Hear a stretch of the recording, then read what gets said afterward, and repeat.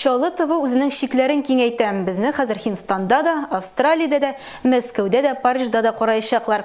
Дөньяның теләсе кайсы ноктасында Шалы телеканалын интернет аша онлайн режимда карап була. Хәзер яңалыклар һәм башка тапшыруларны администраторлар глобаль челтәргә урнаштыруын көтәсе юк. Шалы ТВны интернет аша ничек карарга? Хәбәрчебез материалында.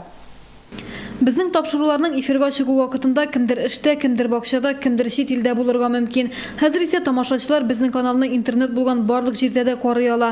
Барысы да программада күрсәтелгән вакыт буенча онлайн режимда тәкъдим ителәчәк. Шәһәрдә телевидение тарихы ул әлбәттә Шалы ТВ каналы белән бәйле. Без ул заманда да беренчеләрдән булып эшли башлаган телеканал һәм без бүген дә беренче без шәһәрдә шулай беренчеләрдән булып онлайн режимда эшли башладык. Дөньяның теләсә кайсы почмагыннан интернет аша безнең сайтка кирип, Шалы ТВ программаларында, безнең партнерыбыз программаларында онлайн режимда карап барып, һәр даим шәһәр яңалыклары белән танышып барырга мөмкин хәзер.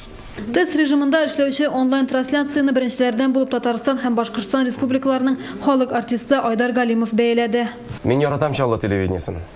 Һәм аны хәзер төрле җирдә теләгән вакытта карый алуым белән шатланам. Мин Шалы телевидениесын онлайн режимда карыйм. Видео язмаларның сыйфаты интернетның тизлегенә бәйле булачак дип белгечләр. Шалы ТВ телеканалы тапшыруларын планшетта да, компьютерда да, телефонда да карап була. Айрым программа килесе юк.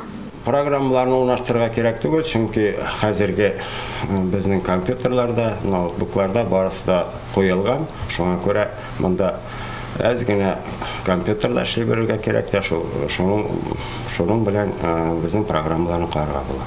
Телевидениедә ул скорость телевидения әйткәндә ул булырга тиеш бер нормальный состояниедә.